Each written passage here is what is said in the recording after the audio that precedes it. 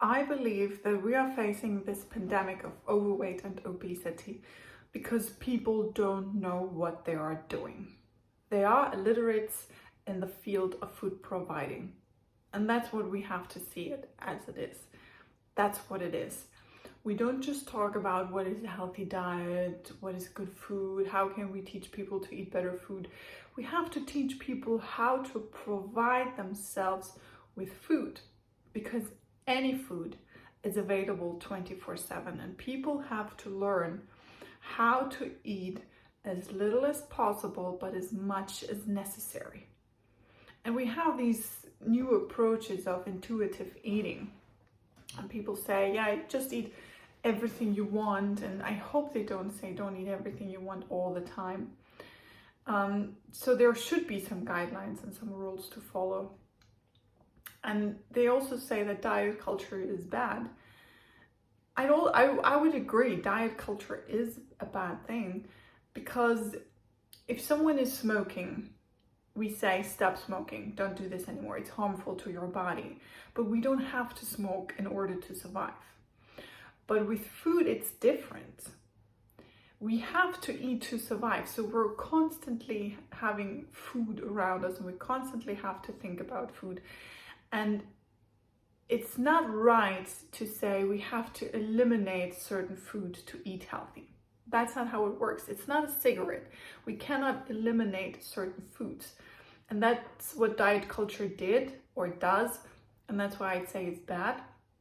We have to learn how to eat everything we want, but still eat as little as possible, but as much as necessary. And that is a knowledge.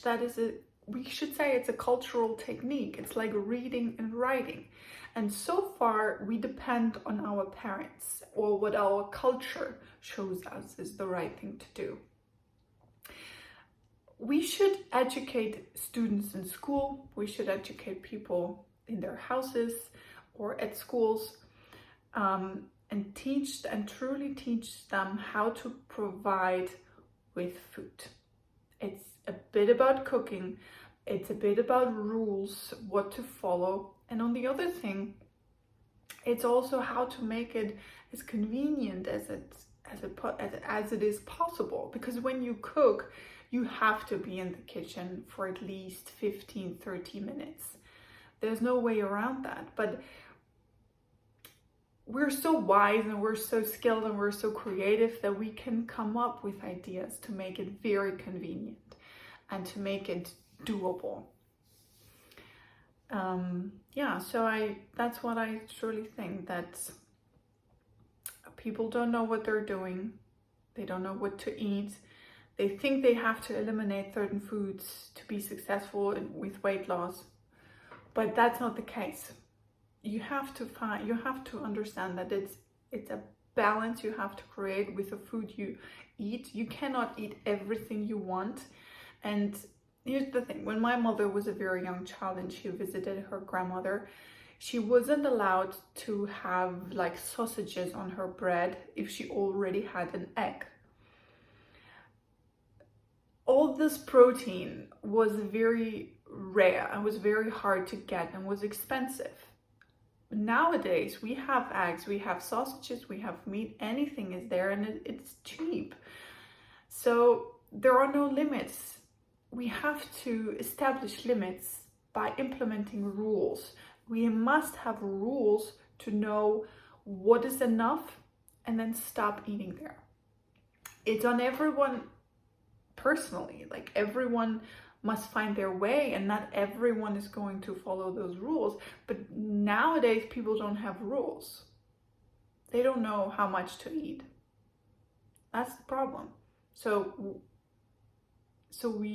the wisdom of food providing that's usually been given from parents to children and from them to their children must be, first of all, everyone should learn it. We have to establish a wisdom around food providing, and everyone should learn. And then we also have to teach children in school. just like we teach them how to read and write, just how we teach them how to analyze essays and stuff that they read, so they form a mind and so they can think by themselves. Just like that, we have to give them this wisdom of food providing, so they know I have to have this and that in my meal, and I can easily create something by myself which is healthy, which is nourishing, and give freedom for the cultures and for the taste of different people. Yeah, that's it for today. Have a wonderful day.